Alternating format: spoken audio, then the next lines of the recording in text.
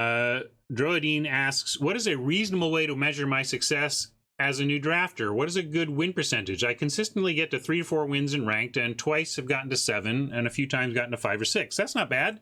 Well, what I do is I personally, because I don't think the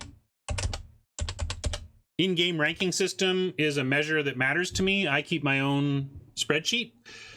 If you're that type of person, I mean, you can just play and try and get better and not worry about your actual number. I think kind of reminds me about a little parallel here. My kids are learning to drive. You know, I've got a 16-year-old and an 18-year-old, and the 18-year-old didn't want to learn to drive at 16, and she's coming around to it now. So they're taking a driving class together, and they're very obsessed with the exact number of their speed limit. They don't like that my car has an old school odometer that shows, you know, like the 5 and 10 and 20. Anyway, they have to look like they can't figure it out. Whereas when they do a drive at school, they get the actual exact number on screen showing that they're going 53 miles per hour or whatever. And my message to them has been, look, the number is not what's important. Your process on the road is what's important.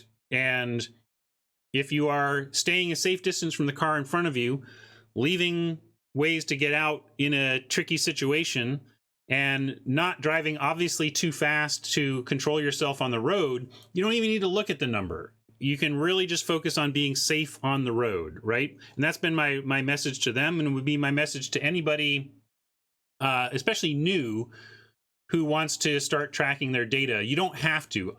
Look at my spreadsheet. I love tracking data, but it's something that kind of fills my soul to do. Like that's how I'm broken or whatever, is that I get obsessed with data and use that as something that makes me happy.